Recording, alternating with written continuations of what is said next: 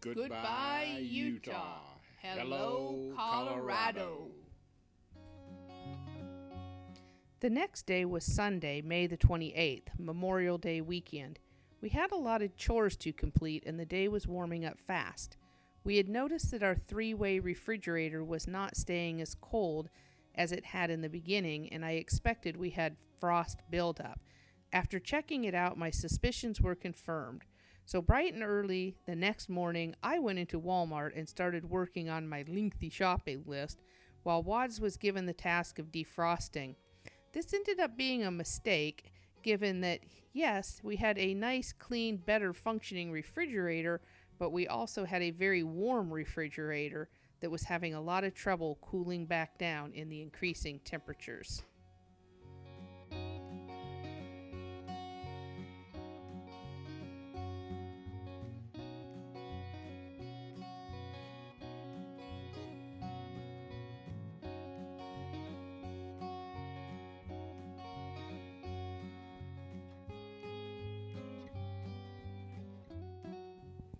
After completing that job, we were off to find a car wash. Waldo had quite a layer of desert dust. Another item checked off the list. Now it was taking care of the waste tanks and filling our fresh water.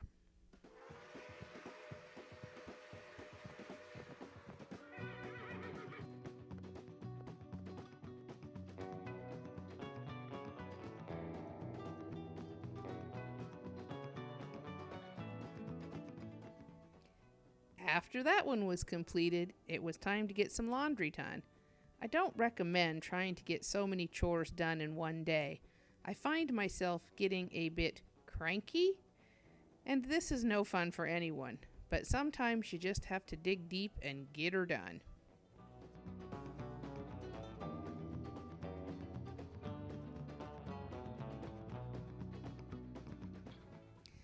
By the time we got all these chores done, it was pushing 7 p.m. Our plan was to spend a second night at Walmart and leave early on Monday, but it was too hot for a comfortable night's sleep. We checked the weather app and confirmed that the temperatures at our next location were much cooler because of the higher elevation.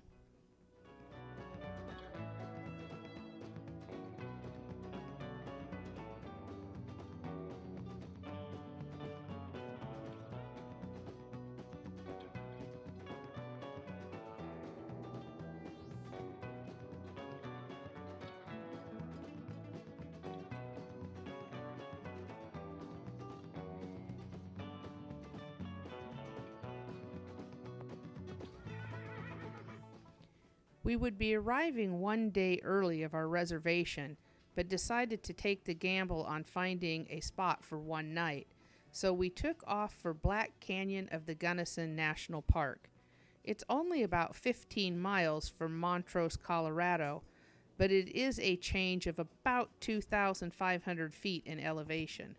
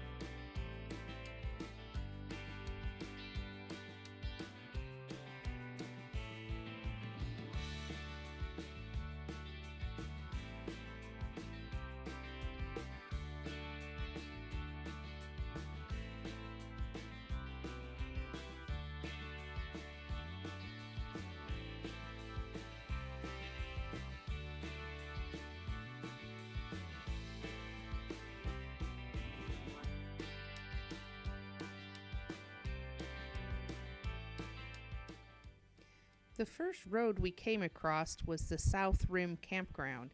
The campground consists of 3 loops, A, B, and C. The sites are fairly close together and they are partially shaded. Only B loop offers some sites with 20 and 30 amp electrical hookup. During the warmer season, there is drinking water located near the beginning of each loop. There are no showers or dishwashing stations and no water for RV tanks. There is also no Verizon cell coverage.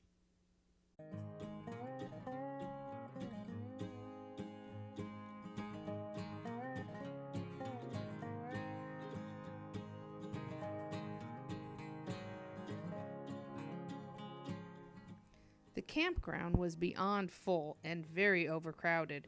After driving through all 3 loops, I was not even convinced I wanted to come back the next night and stay here.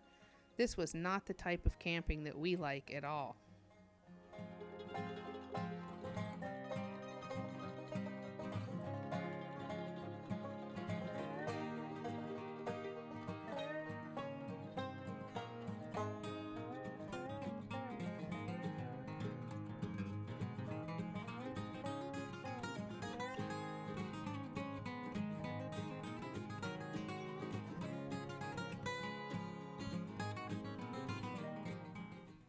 We stopped at Tamichi Overlook.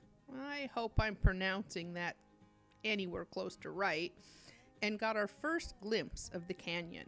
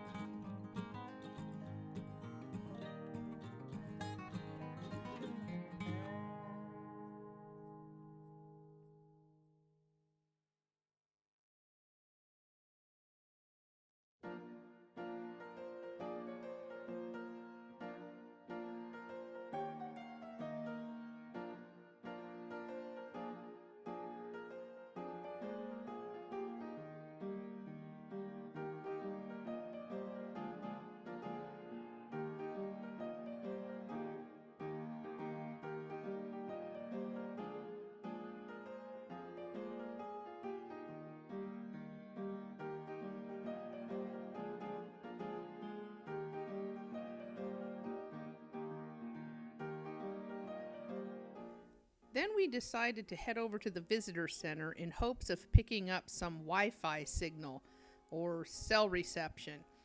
We needed to come up with plan B for overnighting, but we had no luck.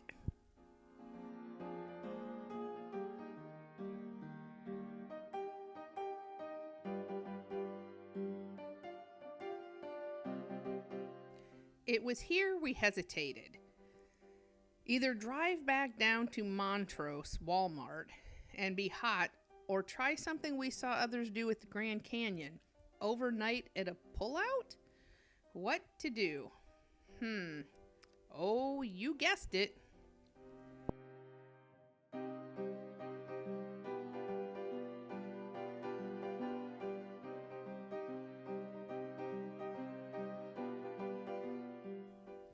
So the next overlook we came to was called Pulpit Rock Overlook. There were a few other vehicles there, but it looked like a very nice place to stop, make some dinner, and watch a beautiful sunset.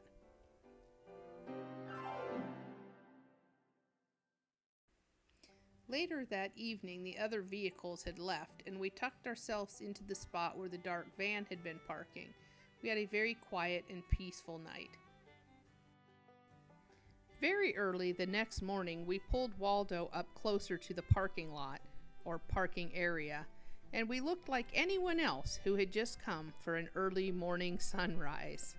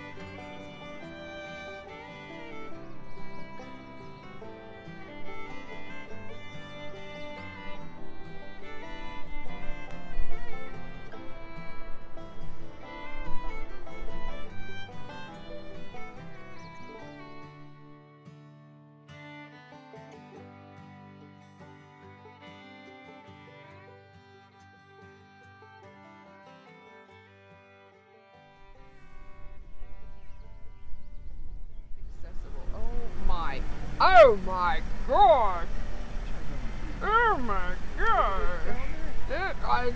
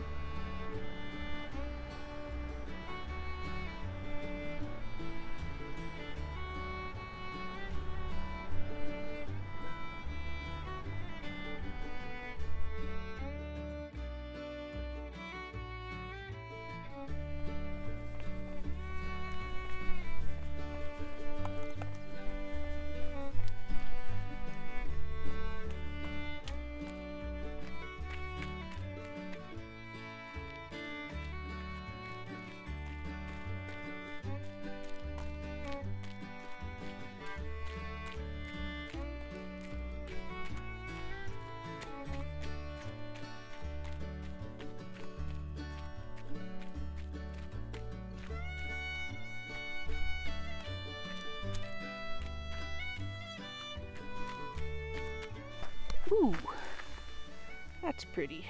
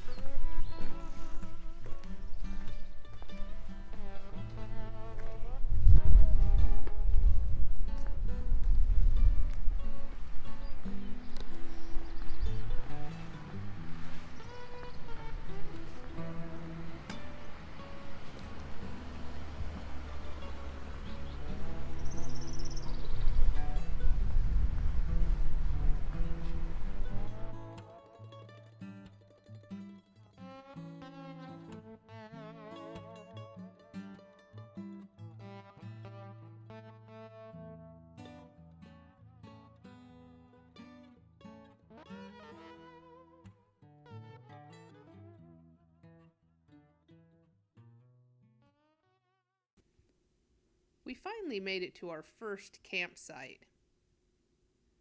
Our second night was at a site right across the street from where we had first stayed. It was time to get silly and enjoy the clouds going by and, well, even have a couple of cookies.